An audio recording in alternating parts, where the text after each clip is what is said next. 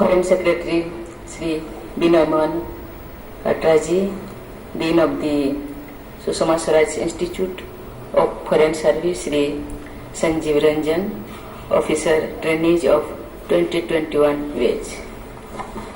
I am glad to welcome you all to Rashtrapati Bhavan. Let me first congratulate each one of you on joining the Indian Foreign Service. I can feel your enthusiasm and dreams. You must be impatient to step out and make your mark. I appreciate your attitude because that is what is going to transfer you.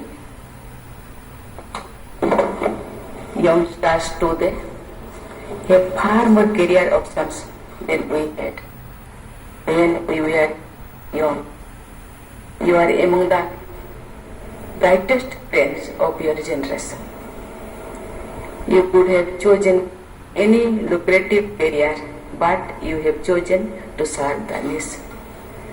The IFS in particular offers an opportunity to do so in a career that is as challenging as it is rewarding. It is a great honor and privilege to represent one's country on the international stage. In the decades to come, you will save India's relation with the world.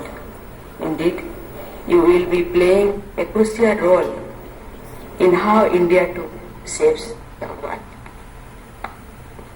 Dear officer trainees, the 35 IFS officer trainees of the 2021 batch, I am told, include 15 lady officer trainees, while I wish the number was even higher.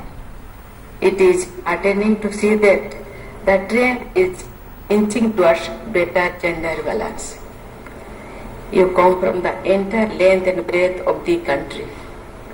You also bring with you to the serve a diversity of professional background, from engineering and medicine to management and humanities. Many of you have had working experience and some have also worked in the government. I am sure you must have made the best of the great learning opportunity you had when you attended the Foreign Foundation course at the Lal Bahadur Shastri National Academy of Administration.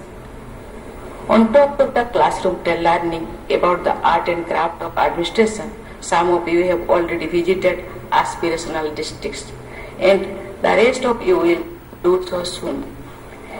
That would make you well versed with the nuances of ground reality and the citizens' expectations.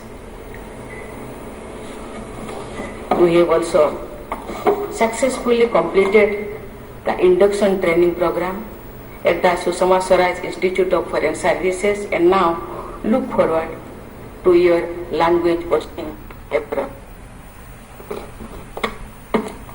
You are thus about to enter an exciting phase of your career. With the knowledge of various languages, you will be at home in the given place.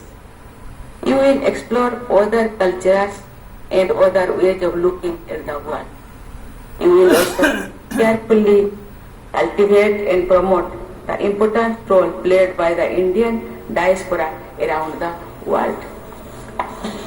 It is going to be all the more exciting as you are beginning your career in foreign service at a time when India has emerged on the world stage with a new self-confidence. The world too is looking at India with new admiration. The recent years have witnessed new initiatives in our bilateral and multilateral relations. In several global forums, India has made decisive interventions. India's leadership in several fields has become unchallenged now.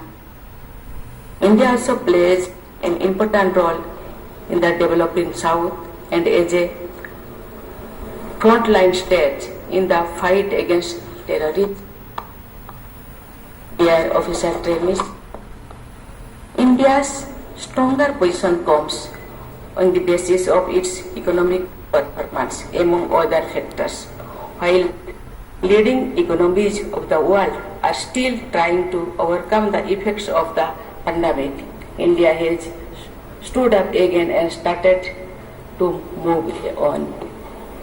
As a result, India's economy is registering one of the fastest growth rates. In fact, the global economic recovery to an extent rests on India.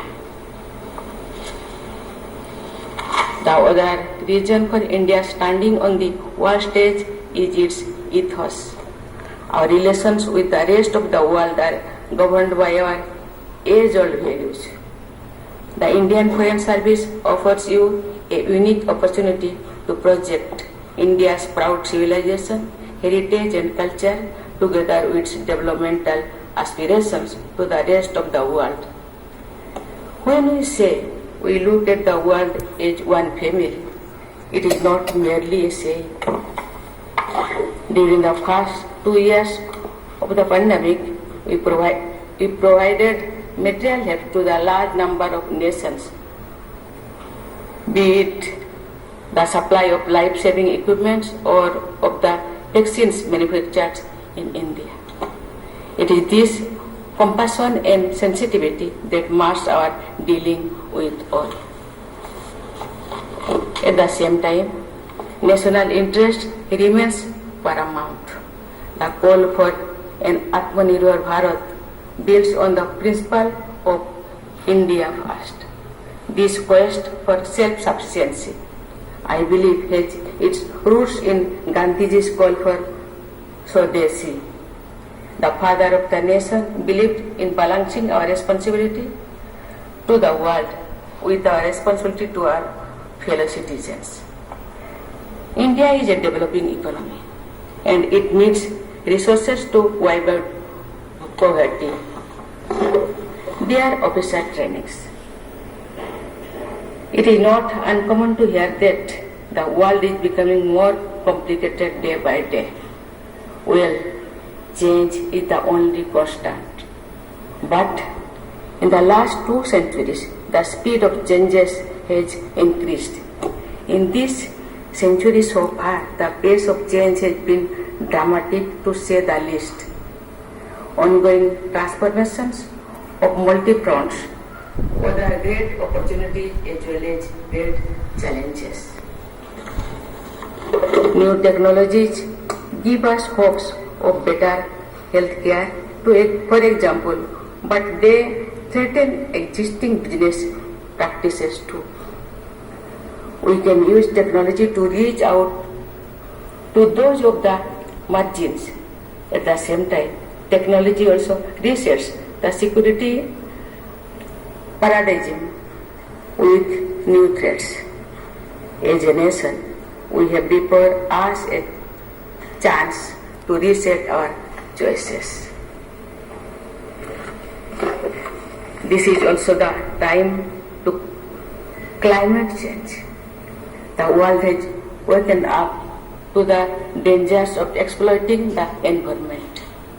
Humanity urgently needs to find ways to reverse the effects of global warming and save the fragile planet.